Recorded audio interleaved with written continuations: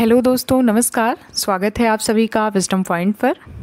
दोस्तों, हम देख रहे हैं हिंदी साहित्य से संबंधित एक महत्वपूर्ण श्रृंखला जो कि आधारित है डॉक्टर गोविंद पांडे व सरस्वती पांडे जी की किताब हिंदी भाषा एवं साहित्य का वस्तुनिष्ठ इतिहास पर।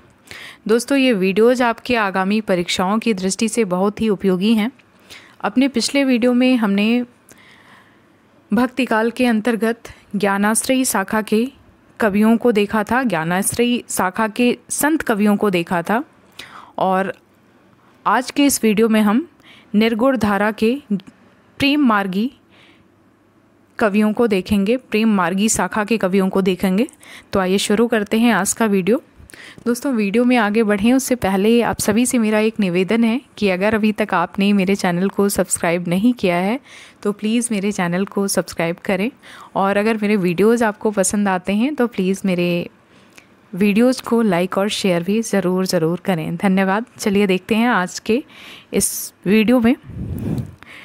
संत कवियों ने नारी के कामनी रूप की आलोचना की है। एक बार ये क्वेश्चन आया हुआ है, नेट में भी ये क्वेश्चन आया हुआ है, तो आप ध्यान दीजिएगा कि संत कवियों ने नारी के कामिनी रूप की आलोचना की है। अब हम आते हैं निर्गुण धारा के अंतर्गत प्रेम मार्गी शाखा के कवियों को देखेंगे। अब भारत में सूफी धर्म का प्रचार प्रसार 12वीं शताब्दी में ख्वाजा मईनुद्दीन चिश्ती ने किया था।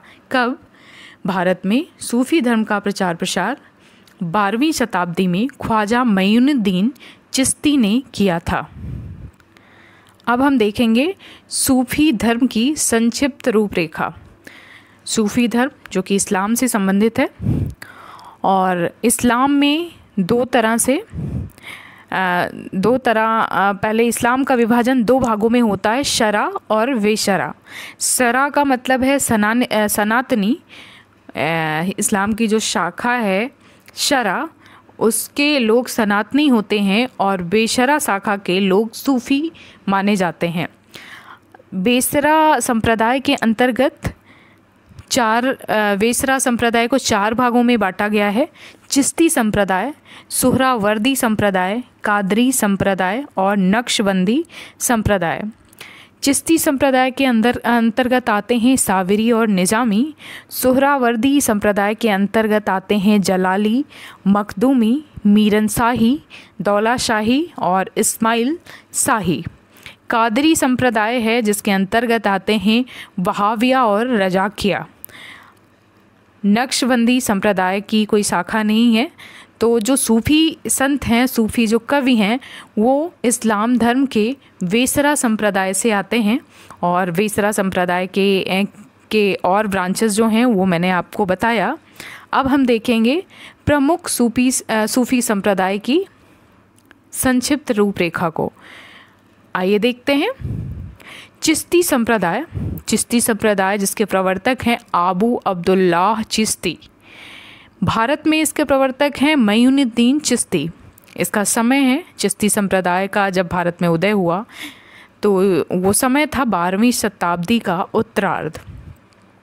सुहरावर्दी संप्रदाय जिसके आदि प्रवर्तक का नाम नहीं है, लेकिन भारत में जिसने इसका प्रवर्तन किया उनका नाम है जलालुद्दीन सुर्खपोश।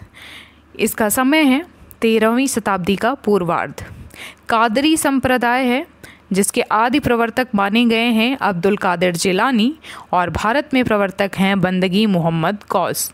मोहम्मद गौस जी कादरी संप्रदाय का भारत में प्रवर्तन करते हैं 15वीं शताब्दी के उत्तरार्ध के। नक्शबंदी संप्रदाय के आदि प्रवर्तक हैं वहाँ अल्दीन नक्शबंद, और भारत में इसके प्रवर्तक हैं मोहम्मद बाकी और गिल्ला वैरंग। भारत में जब नक्शबंदी संप्रदाय का प्रवर्तन हुआ था वो समय 16वीं शताब्दी का उत्तरार्ध था। अब हम देखेंगे सूफ़ी शब्द को। सूफ़ी दर्शन को तसव्वुफ़ कहते हैं। सूफ़ी दर्शन को क्या कहते हैं? तसव्वुफ़। सूफ़ी शब्द की व्युत्पत्ति के संबंध में निम्नलिखित मत है। विभिन्न विद्वानों ने विभिन्न शब्दों से सूफ़ी शब्द की व्युत्पत्ति बताई है। आइए देखते हैं कि सूफ़ी शब्द के व्युत्पत्ति के संबंध में कौन कौन से मत हैं? तो कुछ विद्वान हैं जो कि सूफ मूल शब्द से सूफी शब्द की व्युत्पत्ति मानते हैं। सूफ का अर्थ होता है ऊन। कुछ लोग सफ़ से मानते हैं, सफ़ मतलब पंक्ति। सूफा मीन्स चबूतरा। कुछ विद्वान सोफिया शब्द से सूफी शब्द की व्युत्पत्ति मानते हैं। सोफिया का मतलब होता है विद्या। और कुछ लोग सफ़ा शब्द से सूफी शब्द की व्युत्पत्ति मानते हैं। सफ़ा का अर्थ है पवित्र और निर्मल। अब हम देखेंगे सूफी या प्रेम मार्गी शाखा के प्रथम कवि और उनके प्रस्तोता गणपत चंद्र गुप्त जी हैं, जो कि रचना है हंसावली।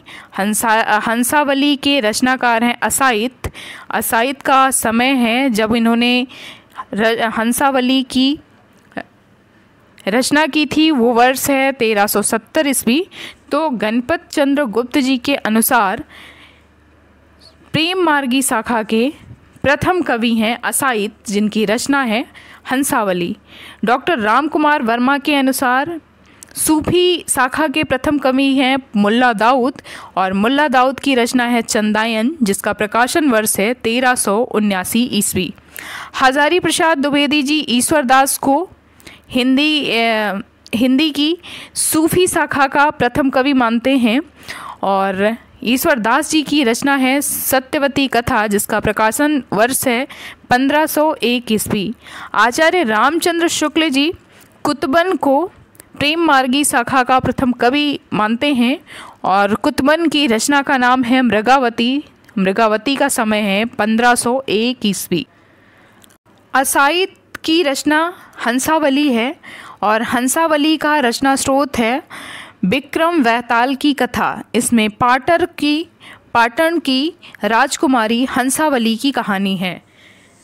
गणपत चंद्र गुप्त जी हंसावली को प्रेम मार्गी शाखा की प्रथम रचना स्वीकार करते हैं, और इसके जो कवि हैं असाइत, उनको पहला कवि स्वीकार करते हैं। राम कुमार वर्मा ने मुल्ला दाऊद को अपने इतिहास ग्रंथ में संधिकाल के अंतर्गत रखा है। राम कुमार वर्मा जी ने मुल्ला दाऊद को अपने इतिहास ग्रंथ में संधिकाल के अंतर्गत रखा है। डॉक्टर माता प्रसाद गुप्त ने चंदायन को लोर कथा या लोर कहा नाम से अभिहित किया है। किसने? डॉक्टर माता प्रसाद गुप्त ने चंदायन को लोर कहा या लोर कथा नाम से अभिहित किया है। अब हम देखेंगे हिंदी के प्रमुख सूफी कवि और उनके काव्य। हिंदी के प्रमुख जो सूफी काव्य हैं, उनमें काव्य रचना है हंसावली, जिसका प्रकाशन वर्ष है 1370 ईस्वी, और हंसावली के रचयिता हैं असाइत। इसमें जो प्रयुक्त भाषा है वो है राजस्थानी, और प्रयुक्त छंद है चौपाई और दोहा। चंदायन, जिसका प्रकाशन वर्ष है 1379 ईस्वी। चंदायन के कवि हैं मुल्ला दाऊद। इनकी भाषा है अवधी, और इसमें प्रयुक्त छंद है चौपाई और दोहा। लखन सेन पद्मावती कथा। लखन सेन पद्मावती कथा, जिसका प्रकाशन वर्ष है 1469 ईस्वी। इसके कवि हैं दामोदर कवि। इसकी भाषा है राजस्थानी, और इसमें प्रयुक्त छंद है चौपाई, दोहा और सोरठा। सत्यवती कथा, जिसको हजारी प्रसाद द्विवेदी जी प्रेम मार्गी शाखा के अंतर्गत पहली रचना मानते हैं सत्यवती कथा को, और सत्यवती कथा के रचनाकार हैं ईश्वरदास जी। इनकी भाषा अवधी है, और इसमें प्रयुक्त छंद है दोहा और चौपाई। मृगावती को आचार्य रामचंद्र शुक्ल जी सूफी काव्यधारा के अंतर्गत पहली रचना मानते हैं, और मृगावती का समय है 1501 ईस्वी। इसके रचयिता हैं कुतुबन। ये इसकी भाषा है अवधी, और इसमें प्रयुक्त छंद हैं दोहा और चौपाई। माधवानल कामकंदला रचना है गणपत की। इसका प्रकाशन वर्ष है 1527 ईस्वी। इसमें राजस्थानी भाषा का पुट है, और इसमें जो दोहा है, इसमें सिर्फ दोहा छंद प्रयुक्त है। कौन सी रचना में, तो वो है माधवानल कामकंदला, जिसके कवि हैं, जिसके लेखक हैं गणपति। पद्मावत का समय है 1540 ईस्वी। पद्मावत के कवि हैं जायसी, इनकी भाषा अवधी है और ये इसमें प्रयुक्त छंद है चौपाई और दोहा। मधुमालती के रचनाकार हैं मंझन। मधुमालती का समय है, प्रकाशन वर्ष है 1545 ईस्वी। इसमें प्रयुक्त भाषा है अवधी और इसमें प्रयुक्त छंद हैं दोहा और चौपाई। माधवानल कामकंदला चौपाई का प्रकाशन वर्ष है 1556 ईस्वी। इसके कवि का नाम है कुशल लाभ।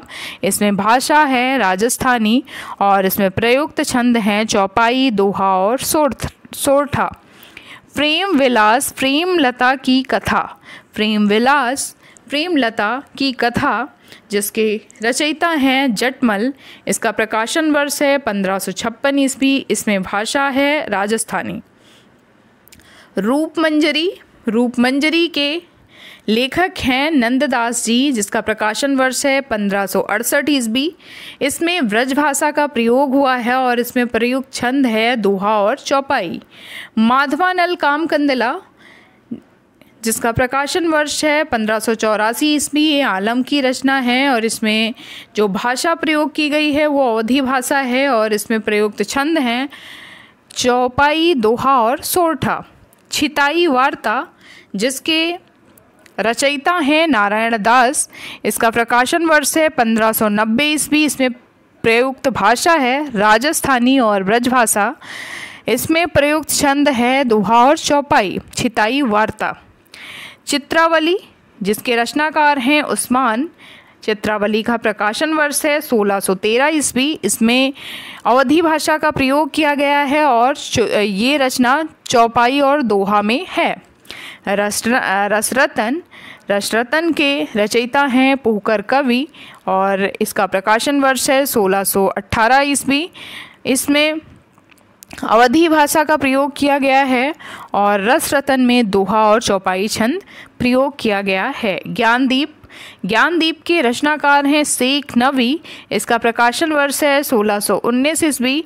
इसमें प्रयुक्त भाषा है अवधी और इसमें जो छंद प्रयोग किया गया है वो है दोहा और चौपाई।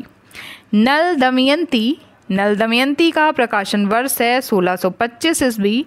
इसके कवि हैं नरपति व्यास। ये अवधी भाषा में लिखी गई रचना है और इसमें प्रयुक्त छंद है दोहा और चौपाई। हंस जवाहर का प्रकाशन वर्ष है 1731 ईस्वी। हंस जवाहर रचना है कासिम शाह की। इसमें अवधी भाषा का प्रयोग किया गया है और इसमें दोहा और चौपाई छंद में ये रचना है। नल चरित्र में के लेखक हैं मुकुंद सिंह। ये रचना प्रकाशित हुई थी 1641 ईस्वी में। नल चरित्र अवधी भाषा में है और इसमें दोहा और चौपाई छंद का प्रयोग किया गया है। इंद्रावती का प्रकाशन वर्ष है 1744 ईस्वी। ये नूर मोहम्मद की रचना है अवधी भाषा में और इसमें दोहा और चौपाई छंद का प्रयोग किया गया है। अंतिम रचना है अनुराग वासुरी का प्रकाशन वर्ष है 1764 ईस्वी। ये भी नूर मोहम्मद जी की रचना है। इसमें अवधी भाषा का प्रयोग किया गया है और इसमें बरवे और चौपाई छंद का प्रयोग किया गया है। ध्यान दीजिएगा, अनुराग वासुरी ऐसी रचना है जिसमें बरवे के साथ में चौपाई छंद का प्रयोग किया गया है। ये रचना नूर मोहम्मद की है अवधी भाषा में और इसका प्रकाशन वर्ष है 1764 ईस्वी। तो दोस्तों, ये था हमारा आज का वीडियो और ये वीडियो परीक्षा की दृष्टि से बहुत ही उपयोगी है। उम्मीद करती हूँ कि आपको पसंद आ रहा होगा। अगर आपको मेरा वीडियो पसंद आए तो प्लीज़ मेरे वीडियोस को अपना प्यार दीजिए, मेरे चैनल को सब्सक्राइब करिए और मेरे वीडियोस को लाइक और शेयर करिए। धन्यवाद। मिलते हैं अपने अगले वीडियो में।